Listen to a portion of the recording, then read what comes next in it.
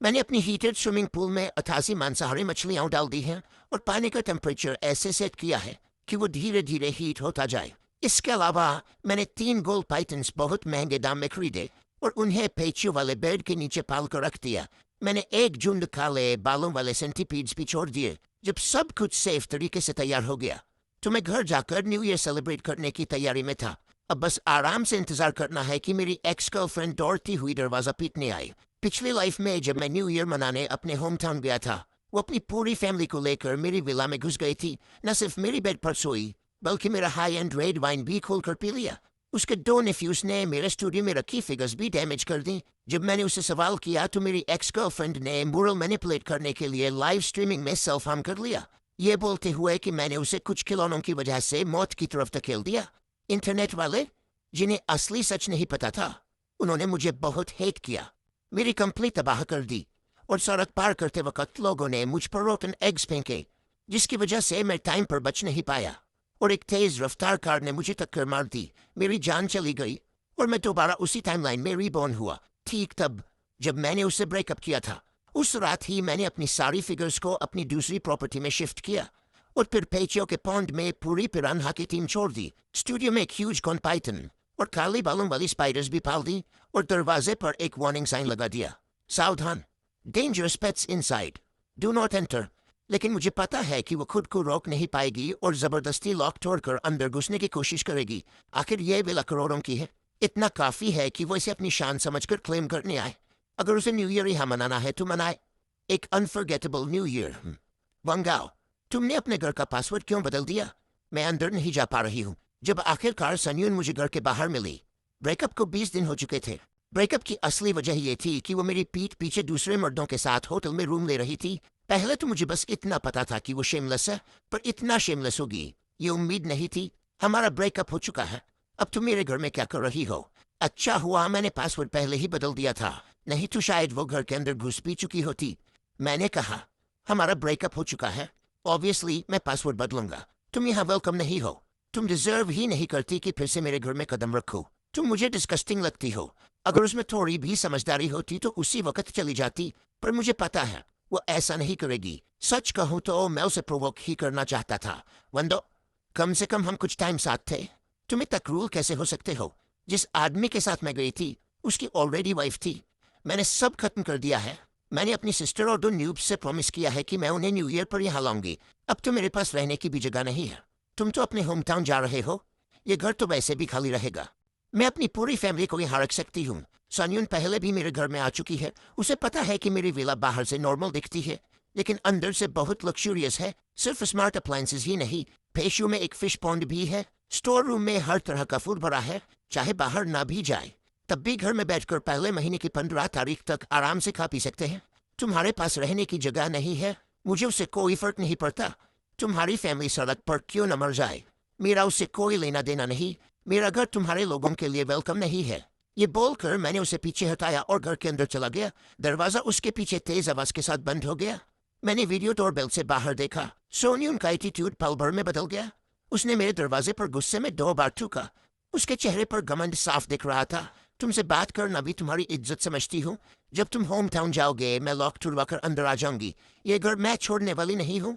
उसका एरोगेंट चेहरा देखकर मैं मुस्कुराया।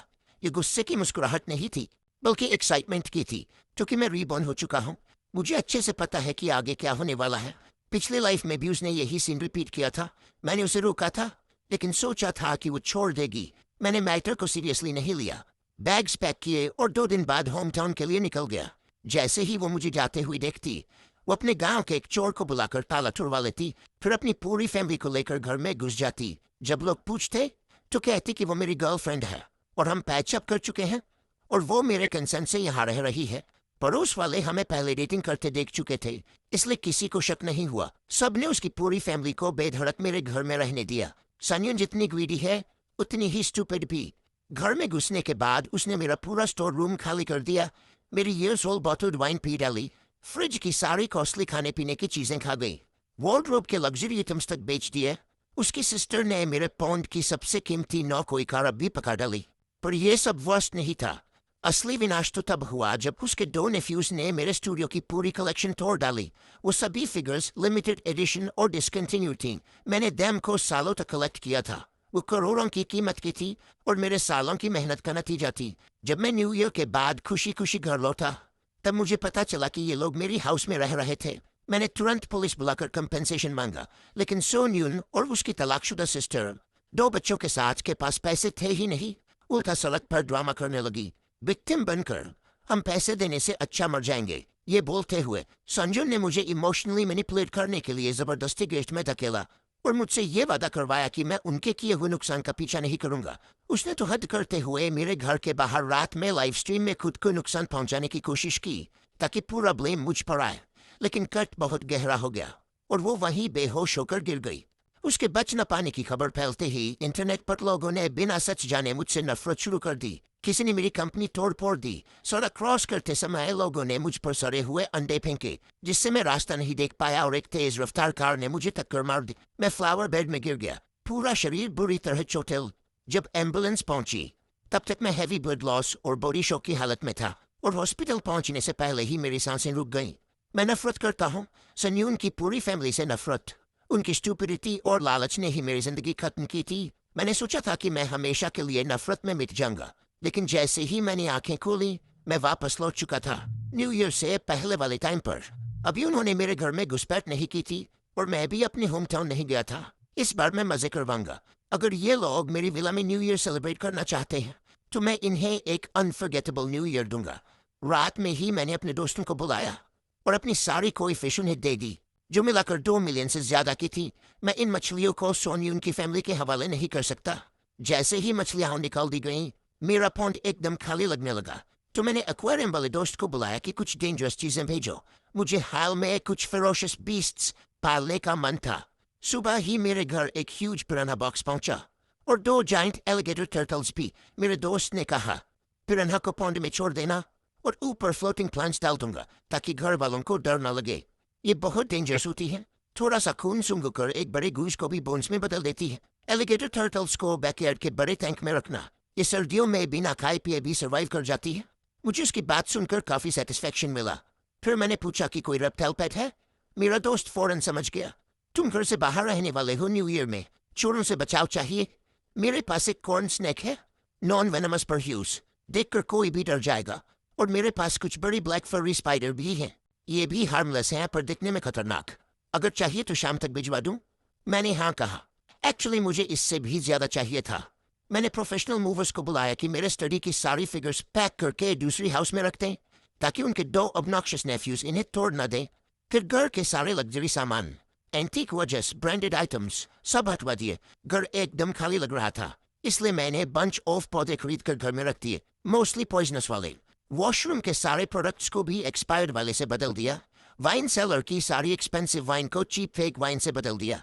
फ्रोजन सी फूड को भी रोटन फिश और पुराने श्रिम्प से स्वैप कर दिया। इन लोगों को सी फूड बहुत पसंद है ना, अब आराम से खाएं। जाने से पहले मैंने घर में 10 से ज्यादा हिडन कैमरास लगवाए। मैं चाहता था कि घर में जो भी हो वो सब रिकॉर्ड हो और बाद में पुलिस को प्रूफ के तौर पर दे सकूं। सब तैयार करने के बाद मैंने धीरे धीरे सामान उठाया, दरवाजा खोला और बाहर निकलने से पहले मेन डोर पर एक custom made metal warning plate चिपका दी। Warning, dangerous animals inside, no unauthorised entry, enter at your own risk. इस तरह अगर इनके साथ कुछ भी हुआ तो मेरी कोई रिस्पॉन्सिबिलिटी नहीं होगी। मैंने पहले ही साफ वार्निंग दे दी थी, लेकिन मैं सन यून को जानता हूँ, वो बिल्कुल नहीं रुकेगी।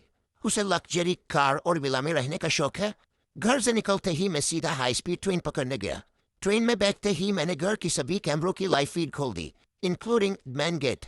शुरू में सब शांत था। मैंने सोचा क्या मेरी रिबर्थ ने टाइमलाइन बदल दी है? क्या इस बार सन यून की फैमिली नहीं आएगी? क्या मेरी सारी तैयारी बेकार हो गई? फिर सोचा अगर इस जिंदगी में सोन जून सच में अपनी हरकतें छोड़ दे और दोबारा मेरे घर में न घुसे तो बदला लेने की जरूरत भी नहीं होगी, मैं नई जिंदगी शुरू कर सकता हूँ। मैं तो ये सोच भी रहा था कि अब स्नेक, स्पाइडर और पिरान्हा पॉन्ड को कैसे संभालूं। उन्हें स्टार्विंग नहीं छोड़ सकता। लेकिन जैसे ही लंच के बाद मैंने मॉनिटरिंग स्क्रीन दोबारा ऑन की, मॉनिटरिंग में आखिरकार बदलाव आया। सोनजून ने डिसअपॉइंट नहीं किया। वो अपने ही गांव के एक लोकल ताला चाबी वाले को लेकर आई। उसकी गाइडेंस में ताला वाला 200 युआन लेकर मेरे घर के लॉक को फोर्स करके खोल गया। जैसे ही सोनजून अंदर घुसी, उसने देखा कि घर क्लीन और ऑर्गेनाइज्ड है। उसका चेहरा खुशी से चमकने लगा। उसने ताला वाले को 500 युआन एक्स्ट्रा दिए और बोला कि पुराना लॉक बदल दे। फिर उसने मेरी फिंगरप्रिंट लॉक को हटाकर एक घटिया क्वालिटी का सस्ता लॉक लगा दिया। उसने चाकू से मेरे दरवाजे पर लगी वार्निंग डेंजरस एनिमल्स इनसाइड वाली मेटल प्लेट भी उतार दी और पास की नाली में फेंक दी। उसे ये पता ही नहीं था कि उसकी हर हरकत घर की छत के नीचे लगी कैमरा लाइन से क्रिस्टल क्लियर रिकॉर्ड हो रही थी। ताला वाला जाते ही वो झट से स्टोर रूम में भागी। वहां उसने देखा कि वाइन रैक बोतलों से भरा हुआ है और फ्रीजर महंगी जमी हुई चीजों से पूरा भरा है। उसकी आंखें चमक गईं। वो लिटरली हंसने लगी। इतना सारा खाना! जब मेरी दीदी और बच्चे यहाँ न्यू ईयर मनाने आएंगे ना, उनकी तो किस्मत खुल जाएगी। ऐसा बोलते बोलते वो लिविंग रूम में गई। पूरे घर का अंडरफ्लोर हीटिंग ऑन किया। सोफे में धंसकर मेरी टीवी पर चैनल बदल बदल कर एंजॉय करने लगी। लगभग 2 घंटे बाद वो घर से बाहर निकली, शायद अपनी बहन और दोनों शैतान नेफ्यूज को लेने। इधर मैं भी अपनी डेस्टिनेशन पर पहुंचने ही वाला था। मैंने अपने फोन में सीसीटीवी ऐप बंद किया, सामान उठाया और हाई स्पीड ट्रेन से उतरा। स्टेशन पर भीड़ उमड़ी हुई थी। न्यू ईयर का टाइम था। हर कोई बैग्स, गिफ्ट पैकेट्स, स्नैक्स लेकर जा रहा था। इस माहौल में मेरा मूड पूरा लाइट हो गया था। मेरे भाई मुझे लेने आए। उन्होंने मुझे एक्स्ट्रा गर्म रखने के लिए एक थिक जैकेट भी लाया था। ये अच्छा सा मूड तब तक रहा जब तक मैं अपने होम टाउन के बेड पर लेटकर फोन नहीं खोला। मैंने रिमोटली घर की मॉनिटरिंग खोली।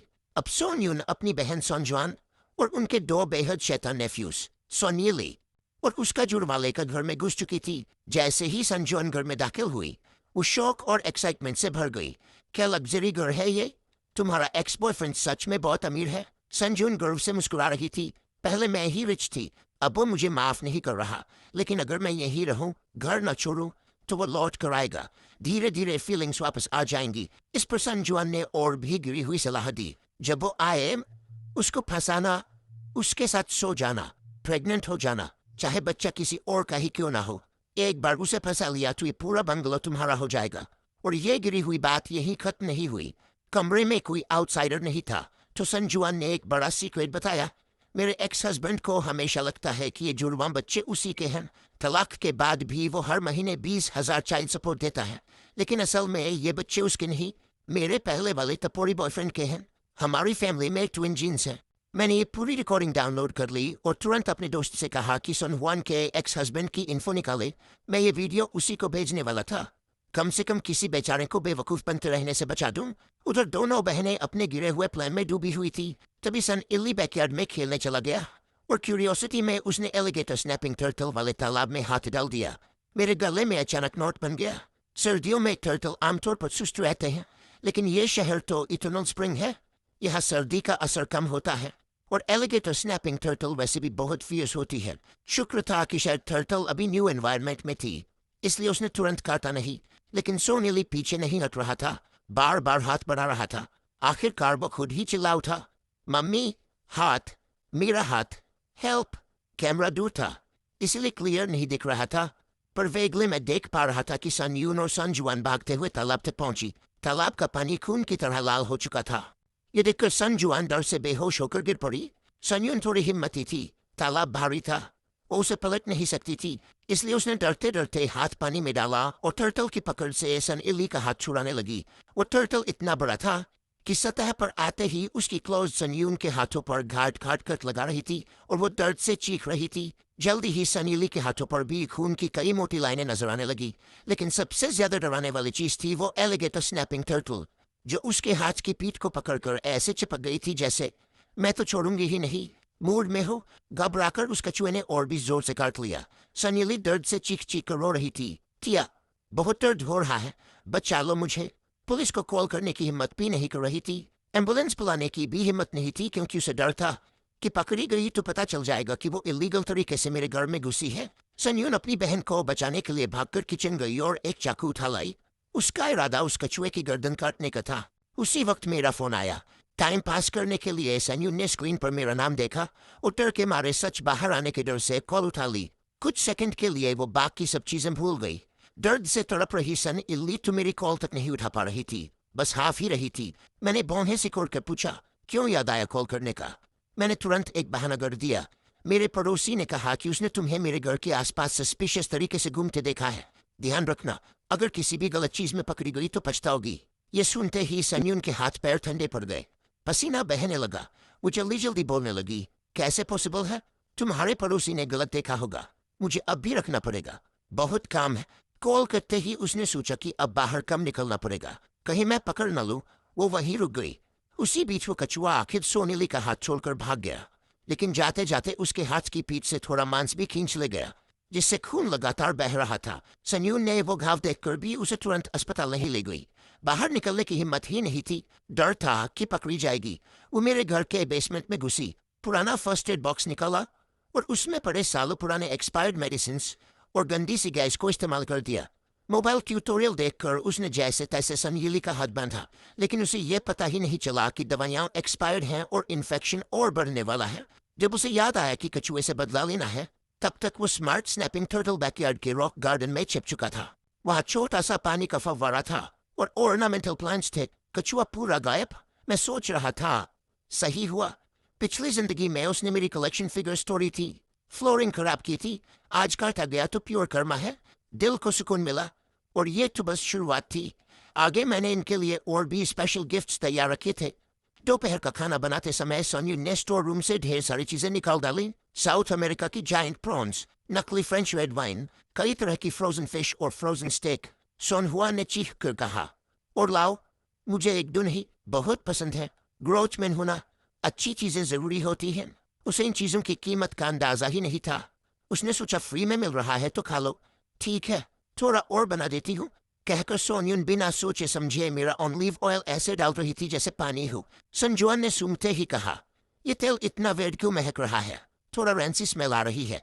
सन्यून ने कहा, ऑलिव ऑयल ऐसा ही होता है, हाई क्वालिटी होता है, इसलिए स्मेल तेज है।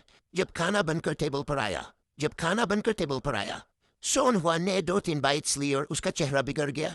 ये सी फूड थोड़ा सड़ा सड़ा नहीं लग रहा? काला क्यों है? रोटन लगता है। लेकिन सोन्यून को टेस्ट में उतना फर्क नहीं पड़ा, उसे सब नॉर्मल लगा। वो खाती रही। सोनहुआ ने खाना छोड़ दिया और नकली लिकर पीने लगी। सोन्यून ने सोचा कि ड्रामा कर रही है, ध्यान नहीं दिया। बच्चे भी उसकी नकल में खाने लगे। थोड़ी देर में टेबल साफ हो गई। करीब आधे घंटे बाद दोनों बच्चे परेशान होकर बाथरूम भागे। बार बार डायरिया। सोनगुआन खाली पेट नकली शराब पीकर चक्कर में थी। सोन्यून खुद भी चक्कर, पेट दर्द और बाथरूम की हालत में थी। आधी रात को मजबूरी में सोन्यून ने बच्चों को टैक्सी में डालकर अस्पताल ले गई। खुद भी रात भर पेट खराब में पड़ी रही। अगले दिन हालत इतनी खराब कि उठकर बाथरूम तक जाते हुए 2-3 बार गिर गई। शाम को जब सोन्यून और उसके डिहाइड्रेटेड बच्चे लौटे, पेंट्री चेक की तो जान ही निकल गई। सारे लिकर फेंक थे और सारे फूड आइटम्स एक्सपायर्ड।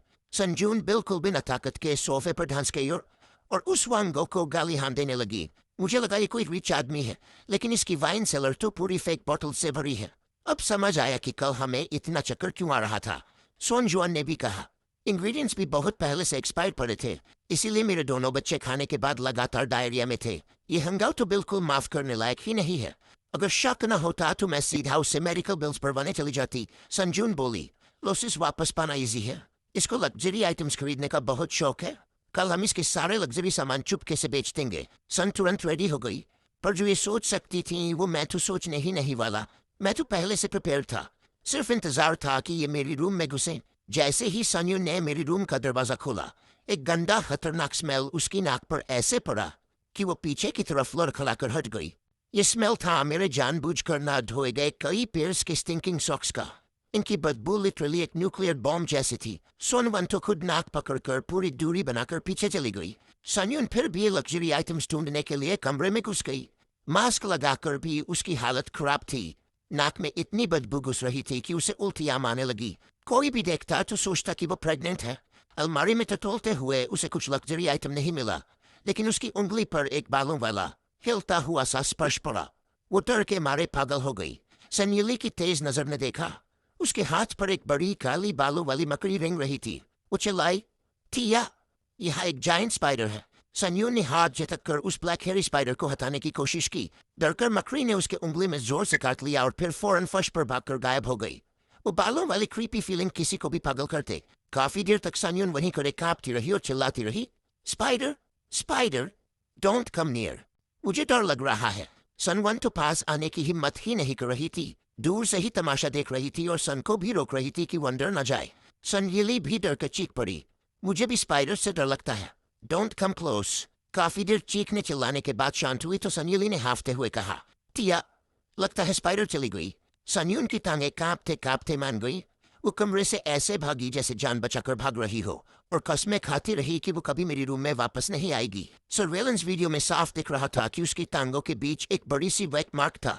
डर की वजह से उसने लिटरली अपने कपड़ों में पेशाब कर दिया था। कमरे से बाहर निकलते ही उसने मुझे डरते डरते फोन किया, सुना है लेटली तुमने पेट्स रखना शुरू किया है। कौन सी पेट्स, पॉइजनस है या नॉन पॉइजनस? वो क्वांटिटी भी जानना चाहती थी और ये भी कि वेनमस है या नहीं। मैंने कोल टोन में कहा, तुम्हें क्या, don't call me, bad luck ले आती हो, और फोन काट दिया। पॉइजनस है या नहीं, कितने हैं, ये सब अब वो खुद गेस करती रहे। गुस्से में दांत पीसती रही लेकिन कर कुछ नहीं सकती थी। डर के मारे 2000 युआन खर्च करके हॉस्पिटल जाकर इंजेक्शन लगवाया और तब कहीं जाकर काम हुई।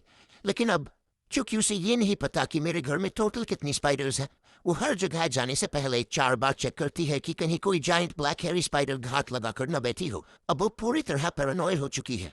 उसकी बड़ी बहन कितना भी समझाए, वो मेरी रूम में दोबारा घुसने का नाम नहीं लेती। उसे डर है कि बताना माने मकड़ी अंदर अभी भी छुपी हो और उसे फिर काट ले। अंत में उसने सनवन को भेजने की कोशिश की। सनवन बोली, मैं नहीं जाऊंगी।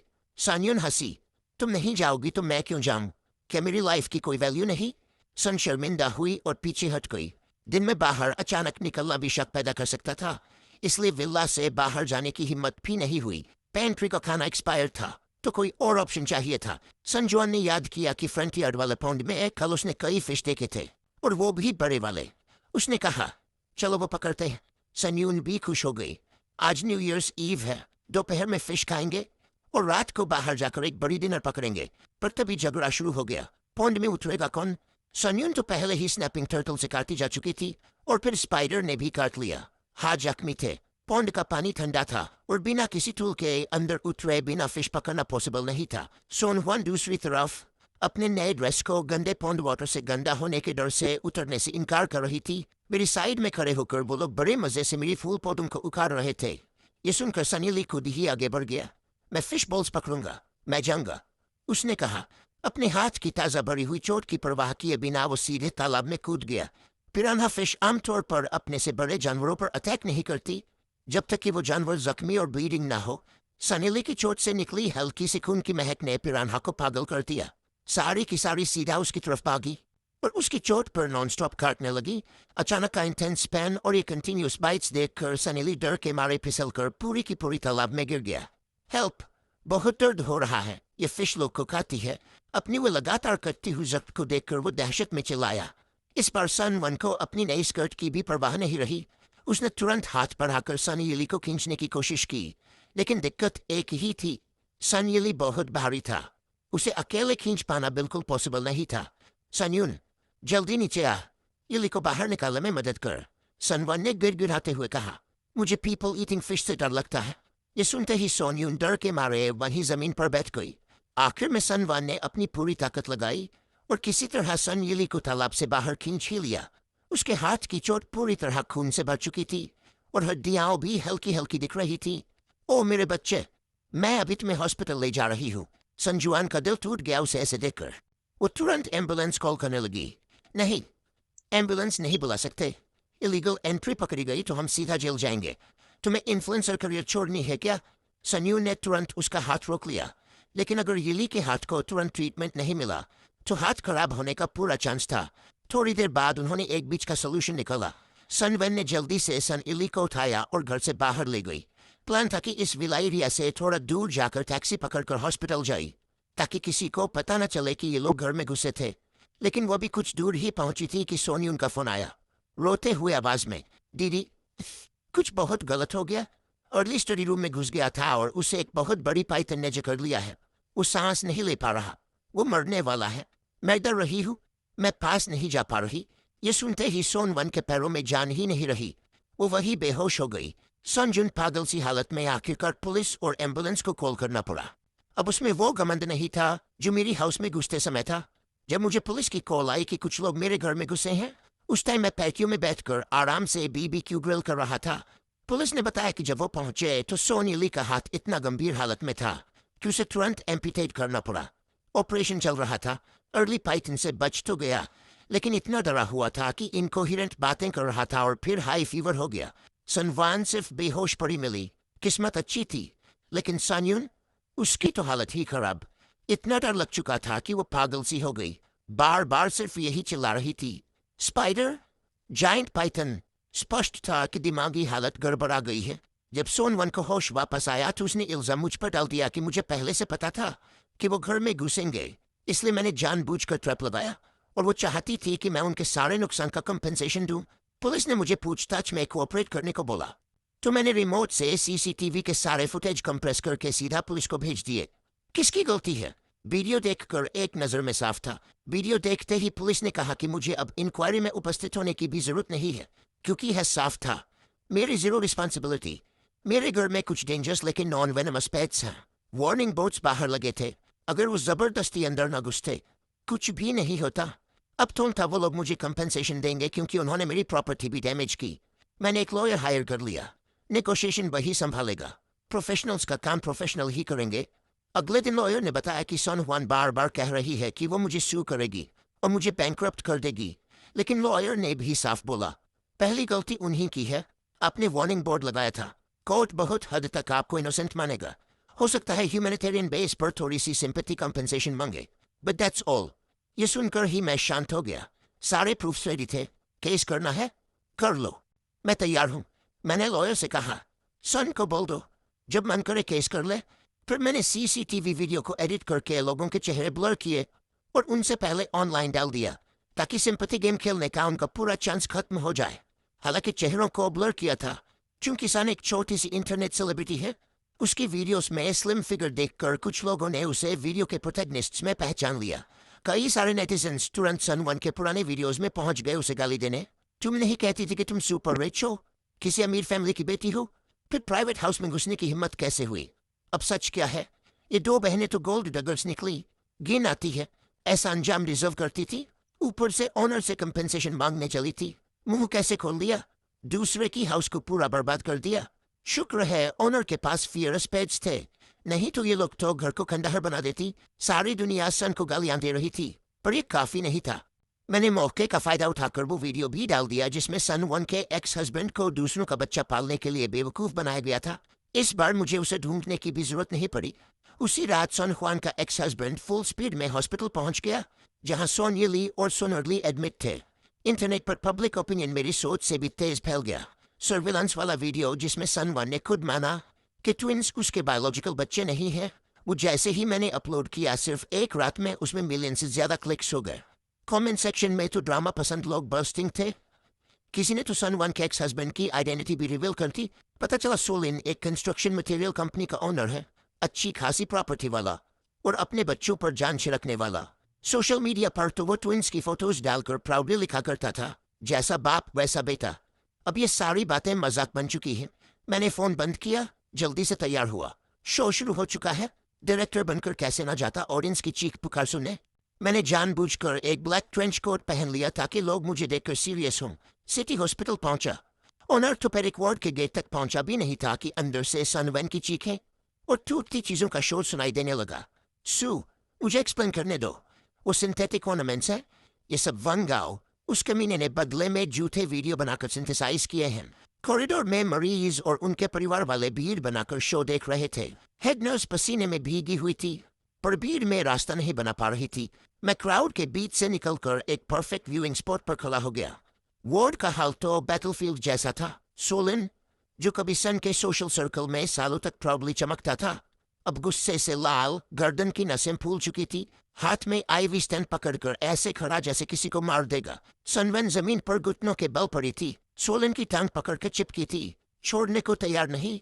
उसका चेहरा, जिसे वो हमेशा बड़ी केयर से मेंटेन रखती थी, अब किसी फूली हुई फर्मेंटेड डॉल जैसा, जैसे स्टीमिंग बन, बिल्कुल बिगड़ा हुआ। सनियली, जिसकी अभी अभी एम्पुटेशन हुई थी, बेहोश पड़ा था। दूसरी बेड पर सोनरली जोर जोर से रो रहा था, कंबल में सिकुड़ा हुआ कांप रहा था। और मेरी एक्स गर्लफ्रेंड सन्यून, वो तो कोने में सिकुड़ी बैठी थी, खाली स्टेयर लेकर सीलिंग को देख रही थी और बड़बड़ा रही थी। स्पाइडर्स, बड़ी बड़ी स्पाइडर्स। सोलन के गुस्से का लेवल पीक पर पहुंचा। उसने सन 1 को एक जोरदार किक मारी। वीडियो फेक पे ट्रू साबित कर सकते हैं। उसने अपने ब्रीफ केस से रिपोर्ट्स का पूरा स्टैक निकाला और सन 1 के चेहरे पर दे मारा। व्हाइट पेपर्स हवा में उड़ते हुए नीचे फिसल कर गिर गए। कल रात वीडियो देखकर मैंने तुरंत इमरजेंसी टेस्ट करवाया। तुम्हारे बाल और टूथब्रश से जो तुम घर छोड़ गई थी, ये रहे रिपोर्ट्स, खुद देख लो। वो दोनों हराम बच्चे, मेरा उनसे कोई लेना देना नहीं। उसकी आवाज पूरे फ्लोर में गूंज रही थी। मैंने 8 साल तक दूसरे के बच्चे पाले, हर महीने 20,000 खर्चा दिया, घर लिया, गाड़ी ली, और तुमने मुझे अच्छा खासा बेवकूफ बनाया। मुझे क्लाउन बना दिया तुमने। सन 1 ने पैटर्निटी रिपोर्ट उठाकर देखा और वहीं रह गई, जैसे सारी ताकत खत्म हो गई हो। कांपते हुए सोलन की पैंट पकड़कर बोली, पति पत्नी एक दिन के हों, पर 100 दिन का हक होता है। फीलिंग्स थी हमारे बीच। भले बच्चे तुम्हारे नहीं, लेकिन अब इल्ली का हाथ खराब हो गया है। इलाज के लिए पैसे चाहिए। तुम ऐसे कैसे छोड़ सकते हो? हम बर्बाद हो जाएंगे।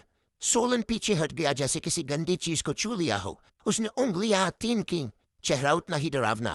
पहली बात, वो घर जो तुम्हारे नाम पर है उसकी पूरी डाउन पेमेंट मैंने दी थी, मॉर्गेज भी मैंने भरी। मैं पहले ही वकील से कांटेक्ट कर चुका हूँ, प्रॉपर्टी फ्रीज करने की रिक्वेस्ट डाल दी है, इसलिए तुरंत निकलो वहां से।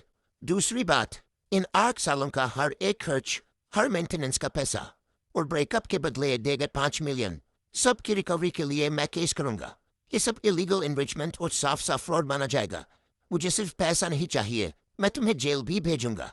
तीसरी बात कहकर सुई ने ठंडी नजरों से बेड पर पड़े दोनों बच्चों को देखा। उसकी आंखों में अब वो पुराना प्यार नहीं था, सिर्फ गहरा गिन था। आज से मैं इन दोनों बास्टर्ड्स के मेडिकल खर्च पर एक भी पैसा नहीं दूंगा। अभी अभी मैं काउंटर से वो पूरे 50,000 निकाल चुका हूँ जो मैंने पहले जमा किए थे। आखिरी लाइन सुनते ही सोनवन ने पागलों की तरह चीख मारी, नहीं शूली, तुम ऐसा नहीं कर सकते। आगे का ट्रीटमेंट 10,000 यून से ऊपर आएगा। अगर तुमने पैसे निकाल लिए तो हॉस्पिटल दवाइयां रोक देगा। तुम हमें, मुझे और मेरे बच्चों को मरने पर मजबूर कर रहे हो क्या? तुम्हें मरने पर मजबूर करूं? साऊ ने ठंडी हंसी हंसी। उसने अपना थोड़ा बिगड़ा हुआ सूट ठीक किया। इससे मेरा क्या लेना देना? जाओ ढूंढो उस गुंडा फादर को, उसे बुलाओ। ये कहते ही सो मुड़ा और बाहर जाने लगा। सन 1 धीरे की तरह उस पर झपटी, लेकिन सो के बगल में खड़े बॉडीगार्ड ने उसे धक्का मारकर सीधा बेड साइड टेबल पर पटक दिया। उसकी पेशानी जोर से टकराई और तुरंत खून बहने लगा। उसी वक्त मैम, जो काफी देर से दरवाजे पर खड़ा तमाशा देख रहा था, धीरे धीरे ताले बजाने लगा। Excellent, really excellent. मेरी ताले बजते ही पूरा कमरा एकदम साइलेंट हो गया। सबकी नजरें मेरी तरफ मुड़ी। सन 1 ने माथा पकड़ा हुआ था, खून उसके चेहरे पर बहकर उसे किसी डीमन जैसा दिखा रहा था। मुझे देखते ही उसकी आंखों में भरा जहर जैसे बाहर चला गया। सब सब तेरी वजह से हुआ। तूने मेरी फैमिली बर्बाद की, मैं तुझे मार डालूंगी। वह चीखते हुए मेरी तरफ कूदी, लेकिन उससे पहले ही मैं एक कदम साइड होकर बचा और एक हल्की सी किक से उसे नीचे गिरा दिया। खाना गलती से खा सकती हो, लेकिन बोलना गलती से नहीं, मैंने ऊपर से कहा, आवाज बिल्कुल काम। गलती तुम्हारी पर्सनल लाइफ की है। तुमने अपने एक्स हस्बैंड को धोखा दिया, लालच में मेरे घर में इलीगल घुसाई। इसमें मेरा क्या कसूर? साऊ ने मुझे देखा तो उसके चेहरे पर थोड़ी राहत और एक हल्की सी कॉम्प्लिकेटेड ग्रेटिट्यूड झलक गई। आखिर अगर मेरा वीडियो ना होता। थैंक्स भाई, सू मेरे पास से निकलते हुए बोला। तू भी कोई बहुत अच्छा इंसान नहीं है, लेकिन इस बार तेरे सिर एक फेवर है। मैं मुस्कुराया। प्रेसिडेंट सू, कोई फेवर नहीं, बस अपने लीगल राइट्स प्रोटेक्ट कर रहा हूँ। सो ठंडी सांस छोड़कर अपने लोगों के साथ बाहर निकल गया। उसके जाते ही सन 1 की आखिरी उम्मीद भी मर चुकी थी। वह जमीन पर गिर पड़ी, दोनों हाथों से फर्श पीट कर रोने लगी। बेड पर सनरली अनकंट्रोलेबली रो रहा था। संजन कोने में अभी भी हवा में ऐसे हाथ चला रही थी जैसे वहां अनगिनत इनविजिबल स्पाइडर्स हों। आसपास खड़े लोग फुसफुसा रहे थे, ये वही गोल टगर है, इसके साथ ऐसा ही होना था। अब इसके पास पैसे भी नहीं, ऊपर से पूरा कर्जा भी चढ़ेगा। मैं जाने की जल्दी में नहीं था। मैं उसके पास गया और नीचे झुककर बोला, रोना बंद करो, थोड़ी एनर्जी बचा लो। मैंने उसे याद दिलाया, प्रेसिडेंट सू ने इन्वेस्टमेंट वापस ले ली है और मैं चैरिटी करने नहीं आया। तुम्हारी फैमिली ने मेरे घर में जो डैमेज किया है उसका हिसाब वकील लगाकर दे चुका है। मैंने जेब से एक लंबी सी लिस्ट निकाली और उसके सामने हिलाई। ये रही लिस्ट। वो वाइन जो तुम पी गए, वो खाना, वो एंशिएंट वाज जिसे तोड़ा, वो कारपेट्स, और सबसे बड़ा नुकसान मेरे मॉडल्स। Total estimate 3.6 million. सन 1 ने ऊपर देखा, आंखें पटी हुई। 3.4 मिलियन। तू पागल है क्या? कुछ प्लास्टिक के टॉयज इतने महंगे? Plastic toys? मैं हंसा, ठंडी हंसी। वो जे के डिसकंटिन्यूड लिमिटेड एडिशंस हैं, प्राइस फिक्स है, मार्केट में मिलती ही नहीं। मैंने प्रोफेशनल एजेंसी से वैल्यूएशन करवाया है, कोर्ट अप्रूव करेगा। फिर मैं थोड़ा झुक कर उसके कान के पास गया और धीरे से बोला, ताकि सिर्फ वही सुन सके, सुना है तुम्हारा एक्स बॉयफ्रेंड, वो गुंडा, यानी इन दोनों बच्चों का असली बाप, जेल से हाल ही में निकला है। सोचो, अगर उसे पता चल गया कि उसके दो इतने बड़े बच्चे हैं और एक एक्स गर्लफ्रेंड रिच है, वो क्या करेगा? सनवैन का चेहरा सफेद पड़ गया, पूरा शरीर कांपने लगा। वो उस आदमी को जानती थी, उसकी जिंदगी का सबसे बड़ा डर, एक ऐसा पैरासाइट जो एक बार चिपक जाए तो उतरे नहीं। उस समय बड़ी मुश्किल से उसे पीछा छुड़ा कर सो को पकड़ा था। उसकी आवाज कांपी, तुम क्या करने वाले हो? कुछ नहीं, मैं खड़ा हुआ और अपने कपड़ों से इमेजिनरी डस्ट जारी।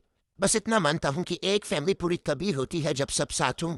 सो उन्हें बच्चों से हाथ खींच लिया तो किसी न किसी को फादर बनना पड़ेगा, है ना? तू इंसान नहीं, तू शैतान है। सनवन चीखी। मैंने उसकी गालियां इग्नोर की और हॉस्पिटल के उस कमरे से बाहर निकल आया जिसमें डिसइंफेक्टेंट और टूटे हुए सपनों की बू फैली थी। बाहर धूप तेज थी। मैंने एक लंबी सांस ली, मोबाइल निकाला और एक नंबर मिलाया। ये वही नंबर था जो मैंने प्राइवेट डिटेक्टिव से ढूंढवाया था। हेलो, एसाओ का नाम, मैंने उत्साह भरी आवाज में कहा। सुना है तुम जल्दी पैसा कमाने का तरीका ढूंढ रहे हो। मेरे पास तुम्हारी पुरानी मोहब्बत सन के बारे में एक बहुत बड़ी न्यूज़ है। वो तुम्हें न सिर्फ 2 बड़े बच्चे फ्री में दे देगी, बल्कि थोड़ा कैश भी दिला देगी। फोन के दूसरी तरफ से एक खुरदुरी और लालची आवाज आई। साथ में मयंक की आवाज भी चल रही थी। सीरियसली भाई, तुम कौन हो? मैं कौन हूँ ये इम्पोर्टेंट नहीं है। इम्पोर्टेंट ये है कि सोन हुआनिस्टाइन म्यूनिसिपल हॉस्पिटल की ट्रोमाटोलॉजी वार्ड रूम 3 में पड़ी है। अगर देर करोगे तो कोई और पैसे उठा ले जाएगा। मैंने फोन काट दिया और दूर चमकते सिग्नल को देखा। मेरे होंठों पर एक ठंडी स्मर्क आ गई। सनवन, सनयू, तुम लोग सोचते हो सब खत्म हो गया। नहीं, ये तो बस बिगिनिंग है। जब तुम्हें दूसरों की चीजें फ्री में लेना पसंद है और हर किसी को बेवकूफ समझना पसंद है, तो चलो मैं भी तुम्हें एक बड़ा गिफ्ट देता हूँ। पागल कुत्ते केज से बाहर निकल चुके हैं। अब रेडी रहो, अपने असली रिश्तेदार मिलने वाले हैं। मैं जाने की जल्दी में नहीं था। हॉस्पिटल की वेटिंग हॉल में बैठकर एक हॉट कॉफी खरीदी और आराम से पीने लगा। करीब 20 मिनट बाद मैंने एंट्रेंस पर हड़कंप मच गया। एक आदमी फ्लोरल शर्ट में टाइट जीन्स पहनकर, पूरा चेहरा तेल से चिपचिपा और कंधे पर एक ड्रैगन टैटू के साथ अंदर घुसा। उसके पीछे 2 और ब्लंट आइड बालों वाले छोटे मोटे गुंडे लड़खड़ाते हुए अंदर आए। ये था साओ कांग। मैंने कैप की वाइजर नीचे कर ली और इन 3 रैबिट डॉग्स को एलिवेटर्स की तरफ जाते हुए देखा। मैंने फोन निकाला और वो छोटा ब्लूटूथ ईयरपीस कनेक्ट किया, जो मैंने जानबूझकर वार्ड दरवाजे के पास गिरा दिया था। कुछ ही सेकंड में ईयरपीस से बैंग की आवाज गूंजी। रूम का दरवाजा एक लात से तोड़ा जा चुका था। 1 बाहर निकल 1 मिनट में। साओ का नाम की करकरी आवाज कमरे में गूंज उठी। फिर तुरंत संजुअन की दहशत बड़ी चीख सुनाई दी। सो तुम यहाँ कैसे? किसने बताया? फक तेरी बकवास को। सीओ किंग गुराया, सुना है तूने उस पूरे को 2 बास्टर्ड बेटे दिए और उस इडियट एक्स हस्बैंड से 5 मिलियन यूएन भी तक लिए। निकाल पैसे। मेरे पास पैसे नहीं, वो तो वापस लिए जा रहे हैं। साओ प्लीज निकल जाओ। एक जोरदार थाप गूंज उठी। ईयरपीस के जरिए सुनकर ही मेरे गाल जल उठे। मैं अभी जेल से निकला हूँ, किस्मत खराब है, और तू बोल रही है तेरे पास पैसे नहीं। ये गोल्ड चेन गले में क्यों चमक रही है? उतार इसे। कमरा कुछ ही सेकंड में बैटलफील्ड बन गया। संजुआन की सिस्कियां, दोनों बेटों की चीखें, सामान टूटने की आवाजें, सब हवा में घुल गई। ये मेरा आखिरी कीमती सामान है, मत ले जाओ। डाली को ऑपरेशन चाहिए। ऑपरेशन तेरी माँ का, सीओ कांग चिल्लाया। इस बच्चे का हाथ ही खराब है, बड़ा होकर भी बेकार रहेगा। बेहतर है अभी ही छुटकारा। मैंने सुनकर ठंडी हंसी छोड़ी। यही वो सच्चा प्यार है जिसके लिए संजुआन ने अपनी जान रिस्क करके ये बच्चा पैदा किया था। उसकी नजरों में सोइन एक मूर्ख एटीएम था और साओ किंग रियल मैन। अब रियल मैन उसको लाइफ सिखाने आया है। मेरे बच्चे को मत छूना। साओ, तुम जानवर हो। फिर धक्कों और मारपीट की आवाजें कमरे को भरने लगी। सन्यून, जो कभी कभी पागल हो जाती है, शायद डर के मारे या किसी इंस्टिंक्ट से चिल्लाई, काली बड़ी बड़ी मकड़ियां तुम्हें काटेंगी, मर जाओगे। उसने गर्म पानी का थर्मो उठाकर सीओ किंग पर दे मारा। गर्म पानी उसकी गर्दन और चेहरे पर उड़ गया। कौन है ये पगली? साओ किंग आगे बुला हो गया। मुझे पानी छिड़कती है? ओए बॉयज, इसे मारो जब तक रो ना दे। और कमरा सच में नरक बन गया। जो 2 बहनें पहले मेरे सामने शेरनी बनती थीं, अब 3 चुनियां जैसे गुंडों से पिट रही थीं। नर्स और गार्ड भी दरवाजे पर खड़े सिर्फ चिल्ला रहे थे, क्योंकि एक जेल से निकले साइकोपैथ से पंगा लेने की हिम्मत किसी में नहीं थी। ईयरफोन में आती टूटी फूटी चीखें बता रही थीं कि अब क्लाइमैक्स करीब है। इस डॉग इट डॉग ड्रामे ने सोनान की मेंटल वॉल्स तोड़ दी थी। उनकी आखिरी इज्जत भी इस शहर में खत्म कर दी। मैंने ईयरपीस निकालकर डस्टबिन में फेंक दिया और हॉस्पिटल से बाहर निकल गया। सामने वाली कैफे में एक आदमी खिड़की के पास बैठा था। Golden frame glasses, clean suit, हाथ में फाइल्स। ये था ली सेनेटर, एक top criminal case legal expert. मैंने उसे बहुत महंगे में हायर किया था। उसका मोटो सिंपल है, अगर पैसा सही जगह हो तो मैं यम यानी गॉड ऑफ डेथ के रिकॉर्ड्स में भी लूप होल ढूंढ दूं। लॉयर ली अपने वेट कराया। मैं उसके सामने बैठ गया। ली सन ने हल्की प्रोफेशनल स्माइल के साथ कहा, मिस्टर वांग, जो मटेरियल आपने दिया वो परफेक्ट है। ये सिर्फ सिविल केस नहीं है, हम इसे आसानी से क्रिमिनल केस बना सकते हैं। उसने मेरे सामने कुछ डॉक्यूमेंट सरकाए। Felony, illegal home invasion. CCTV footage में साफ दिख रहा है कि उन्होंने जबरदस्ती ताला तोड़कर एंट्री ली, फिर दरवाजे का लॉक बदलकर वहां काफी समय तक रहे। उनकी अंदर की गई हरकतों में साफ साफ बैड इंटेंशंस दिखती हैं। दूसरा, रॉबरी का केस। उन्होंने तुम्हारी लग्जरी आइटम्स चोरी छिपे बेच दी, तुम्हारी एक्सपेंसिव वाइन पी गई, हाई क्वालिटी इंग्रेडिएंट्स चट कर गई। अमाउंट इतनी बड़ी है कि तुम्हारे डैमेज एवोल्यूशन लिस्ट के हिसाब से यह पर्टिकुलरली ह्यूज अमाउंट में आता है। मिनिमम सजा 10 साल। तीसरा, प्रॉपर्टी डैमेज का इंटेंशनल क्राइम। वो रेयर कलेक्शन वाली फिगर्स और एंटीक जेरोनिस बहुत हाई वैल्यू की थी और जानबूझकर तोड़ने के एविडेंस भी है। लाइजन अपनी उंगलियों से मेज पर हल्की टैपिंग कर रहा था, जैसे किसी की अंतिम घंटी बजा रहा हो। इसके अलावा बच्चे की इंजरी के बारे में भी तुम सेफ हो, क्योंकि तुमने दरवाजे पर वार्निंग साइंस लगाए थे, सीसीटीवी लगाया था, मतलब तुमने लीगल ड्यूटी पूरी की। वो लोग इलीगल इंट्रूडर्स थे, उन्हें चोट उनके अपने एक्शन से लगी। तुम्हें कोई जिम्मेदारी नहीं लेनी, उल्टा हम उनके खिलाफ काउंटर सू कर सकते हैं नेग्लिजेंस इन सुपरविजन के लिए, जिसकी वजह से तुम्हारी पेट डर गई और तुम्हारे पॉन्ड का पूरा इकोसिस्टम डिस्टर्ब हुआ। यह सुनकर मेरे दिल का बोझ हल्का हो गया। यही होती है असली प्रोफेशनलिज्म। दिल पर वार करके सजा देने को क्या कहते हैं? बस यही। मैंने कहा, वो आदमी जिसे हमने अभी हॉस्पिटल में देखा, साओ यंगम, वो इन दोनों बेटों का असली बाप है। उसने अभी अभी सन 1 के आखिरी गहने भी हॉस्पिटल में चुरा लिए और उन लोगों को वही मारा भी। This too can be used against them. Lan की आंखों में हल्की सुनहरी चमक दौड़ी। उसने कहा, ये तो और भी मजेदार हो गया। अगर साफ साबित हो गया कि साओ भी रॉबरी में पार्टनर या सस्पेक्ट है, तो आग और तेज भड़केगी। उसने अपने ब्रीफ केस से एक मोटी सा पिटीशन निकाली और मुझे पेन दिया। मिस्टर वन, बस आपकी एक सिग्नेचर चाहिए। यह पिटीशन तुरंत कोर्ट और पब्लिक सिक्योरिटी विभाग भेज दी जाएगी। मैं तुरंत प्रॉपर्टी प्रिजर्वेशन के लिए अप्लाई कर दूंगा। उनकी सारी बैंक अकाउंट्स फ्रीज होंगी और कंट्री छोड़ने पर भी रोक लगेगी। अमाउंट बहुत बड़ा है, इसलिए पुलिस जल्द ही उनके ऊपर क्रिमिनल कोर्सिव एक्शन लेगी। मतलब हॉस्पिटल के रूम से सीधे डिटेंशन सेंटर की सेल में एंट्री। मैंने पेन उठाया, नुकीली टिप को देखा और बिना हिचकिचाए अपना नाम साइन कर दिया। थैंक्स लॉयर ली। मैंने उसका हाथ मिलाया। पैसे की दिक्कत नहीं, लिटिगेशन कॉस्ट मैं दे दूंगा। बस एक रिक्वेस्ट है। मेरी आंखें ठंडी हो गईं। मैं चाहता हूं कि वो जेल में सड़े। उन्हें समझ आए कि कुछ दरवाजे क्रॉस नहीं किए जाते और कुछ लोग प्रोवोक नहीं किए जाते। लिसन हल्की मगर ठंडी मुस्कान के साथ बोला, एज यू विश। इस फील्ड में मैं प्रोफेशनल हंटर हूँ। कैफे से बाहर निकला तो हॉस्पिटल के सामने कई पुलिस कार्स की रेड ब्लू लाइट्स चमक रही थी, लेकिन मैं जानता था ये पुलिस सन हुआन को बचाने नहीं, बल्कि उसे और उसके साइड वालों को गिरफ्तार करने आई है। ऊपर साओ कियांग जितना ज्यादा हंगामा करेगा, सन 1 की हालत उतनी और खराब होगी। ये सोचकर कि अब दुनिया को पता चलेगा कि ये दोनों बहनें दरअसल एक बड़े रॉबरी केस में फंसी है, मुझे हंसी रोकनी मुश्किल हो गई। सन 1, जब तुम्हें लगेगा कि तुमने कोई लाइफ सेवर पकड़ लिया है और बाद में पता चले कि वो एक्चुअली एक हैंगिंग रोप थी, तब तुम्हारा चेहरा कैसा होगा? इसी बीच मेरा फोन वाइब्रेट हुआ। प्रॉपर्टी मैनेजमेंट का मैसेज था। मिस्टर वांग, आपकी विला के सामने बहुत लोग इकट्ठा हैं। कहते हैं वो इंजर्ड बच्चे के रिश्तेदार हैं। उन्होंने बैनर भी लगा रखा है और लाइव स्ट्रीमिंग कर रहे हैं। लगता है सन 1 अभी भी हारी नहीं है। वो पब्लिक ओपिनियन को अपना आखिरी हथियार बनाना चाहती है, लेकिन उसे नहीं पता जनता की नजरों में वह बेचारी सिंगल मदर नहीं रही, वह प्योर कॉमेडी बन चुकी है। मैंने रिप्लाई दिया, लेट देम शाउट लाउडर, क्योंकि लिसन की लीगल नोटिस और पुलिस की अरेस्ट वारंट उनके लाइव स्ट्रीम के लिए सबसे बड़ा गिफ्ट होगा। बिला एरिया की तरफ लौटते हुए मैंने दूर से देखा, मेरे घर के गेट के सामने भीड़ भरी हुई थी। 1.5 दर्जन छोटे मोटे मीडिया चैनल्स सिर्फ व्यूज के लिए बड़े माइक्स और लॉन्ग रेंज कैमरास लिए खड़े थे। कुछ इन्फ्लुएंसर्स फोन पर लाइव कर रहे थे। बीच में एक सफेद बैनर था, काले बोल्ड अक्षरों में लिखा, एक बेदिल अमीर इंसान जंगली जानवर पालकर लोगों की जान लेता है, आसमान उसे माफ नहीं करेगा। बैनर के नीचे संजुआन सिर पर मोटी पट्टियां बांधे खड़ी थी, चेहरे पर पड़े पुराने ब्रूसेस अभी भी नीले थे। वो कैमरे के सामने रो रही थी, रिश्तेदारों मेरे लिए इंसाफ करो। उस हंगाओं ने बदला लेने के लिए अपने घर में इंसान खोर फिश और पाइथन पाले हुए हैं। मेरा बच्चा सिर्फ 8 साल का है। उसके हाथ की बाजू कर गई। वो अभी हॉस्पिटल में बेहोश पड़ा है और वो आदमी इलाज का खर्च तक देने को राजी नहीं।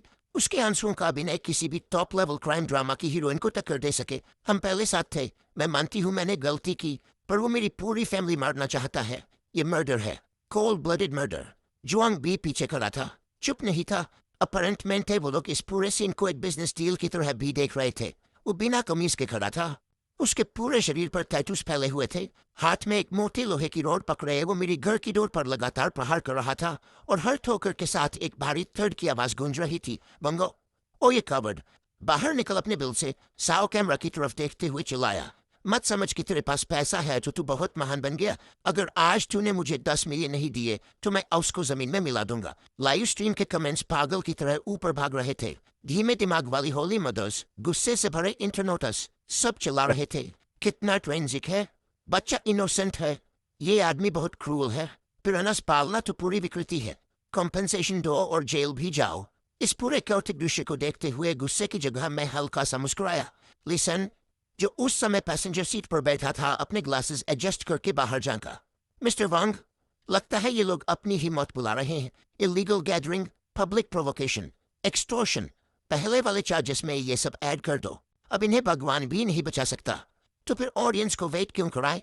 मैंने कार का दरवाजा खोला और बड़े कॉन्फिडेंट कदमों से बाहर निकल आया। मेरे पीछे पीछे 4 पुलिस कार्स तेजी से आईं। उनकी रेड ब्लू फ्लैशिंग लाइट्स ने पूरे ट्वाइलाइट को चीर दिया। पुलिस क्लियर्ड वे, एक ऑफिसर ने जोरदार आवाज में कहा।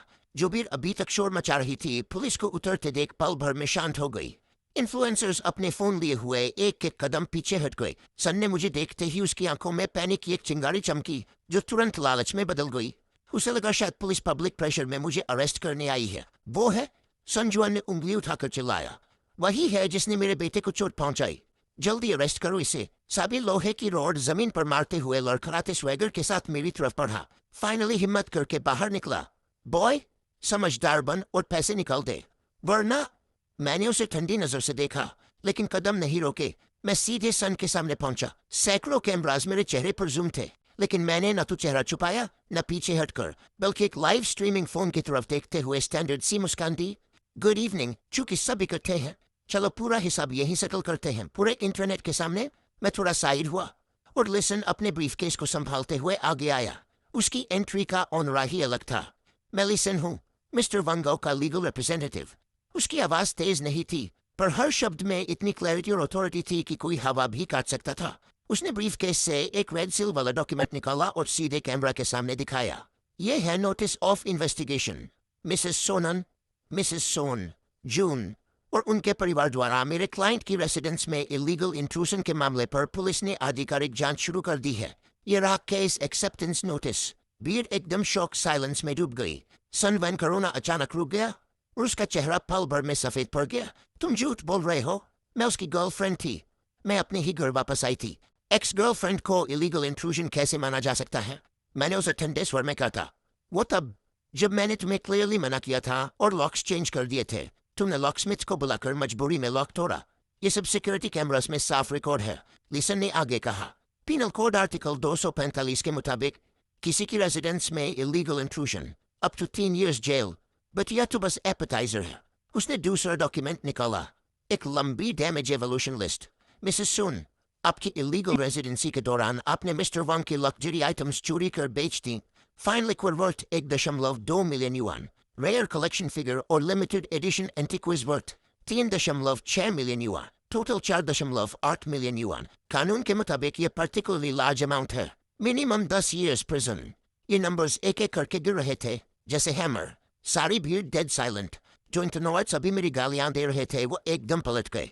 4.8 मिलियन। ये XGF नहीं, बर्गलर है। 20 दिनों तक फोर्सफुली रहकर ऊपर से कंपनसेशन मांग रही थी और बच्चा इनोसेंट। उसने करोड़ों की फिगर स्टोरी है। संजुआन कांप रही थी। उसने घबराकर जोई की तरफ देखा। ब्रदर कियान, अब क्या करे? जोई ने भी 4.8 मिलियन सुनकर आंखें फाड़ ली, लेकिन वो पूरा कानून अनपढ़ और दिमाग से गर्म था। उसे भागने का ख्याल नहीं आया, बल्कि उसकी ग्रीड और बढ़ गई। इस लड़के के पास तो सच में बहुत पैसा है। उसने गुर्राते हुए लोहे की रॉड उठाई। फग्ड लॉ। मुझे फिगरेंस से मतलब नहीं, फैक्ट ये है कि मेरे बेटे का हार्ट टूटा है। अगर आज पैसे नहीं दिए ना तो मैं तुझे मार ही डालूंगा। वो सच में पुलिस के सामने अटैक करने को तैयार था। हिलो मत, रोड छोड़ दो। चारों तरफ खड़ी पुलिस पूरी तरह रेडी थी। जैसे ही साव ने मूव किया 3 स्पेशल पुलिस उसके ऊपर टूट पड़े। छोड़े मुझे। सो बेतहाशा लड़ रहा था, लेकिन प्रोफेशनल इमोबिलाइजेशन टेक्निक्स के सामने उसकी स्ट्रीट फाइट वाली स्किल्स कुछ काम नहीं आई।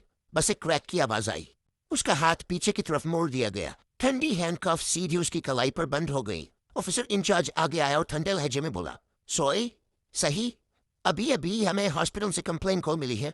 दूसरों पर हमला करने का आरोप, सामान चोरी करने का आरोप, और अब पुलिस पर हथियार से हमला करने का भी, एक्सटॉर्शन का भी आरोप जुड़ गया है। ले जाओ इसे। बाप हूँ, मुझे कंपनसेशन मिलना चाहिए। ये मेरा हक है। मुझे क्यों पकड़ रहे हो? जब सौकान को पुलिस वैन में डाला गया वो अब भी पागलों की तरह चिल्ला रहा था, लेकिन दरवाजा बंद होते ही सारी आवाजें गायब हो गईं। साओ यांगंग को संभालने के बाद पुलिस मेरी तरफ मुड़ी, जहां सनहान जमीन पर टूटी पड़ी थी। सोनान, तुम पर घर में जबरदस्ती घुसने और चोरी का आरोप है। अब तुम ऑफिशियली क्रिमिनल डिटेंशन में हो। ठंडी हैंडकफ सोनन की कलाई पर बंद हो गई। उसी पल उसे समझ आ गया कि उसका गेम ओवर है।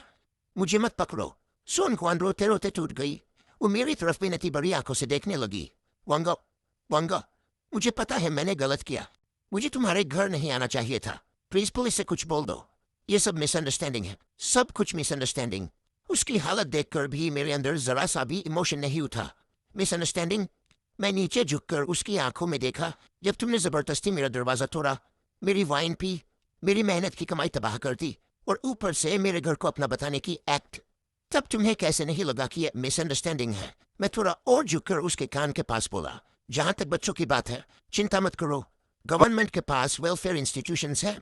तुम्हारे जैसे वैल्यू डिस्ट्रॉइंग पेरेंट्स मिलने से बेहतर ऑर्फनेज उनके लिए शायद बेस्ट टेस्ट नहीं हो। ले जाओ इसे। मैंने हाथ ऐसे हिलाया जैसे कोई मक्खी उड़ा रहा हूँ। 2 पुलिस वाली सन को पकड़ कर ले गई। उसके रोने की आवाजें धीरे धीरे दूर जाती गईं और रात में समा गईं। पुलिस की गाड़ी तेजी से निकली, अपने साथ पूरा हंगामा ले जाते हुए। विला के गेट पर बस बर्बादी बची थी और चुप खड़े लोग। लिसन ने अपना चश्मा ठीक किया और मोबाइल के डेटा देखता हुआ बोला, मिस्टर वांग, इंटरनेट पर पब्लिक ओपिनियन पूरी तरह बदल गई है। आपका परफॉर्मेंस आज लिटरली परफेक्ट था। ट्रेंड्स में अभी नंबर 1 है। Moral kidnapping exposed. मैंने फोन पर नजर डाली।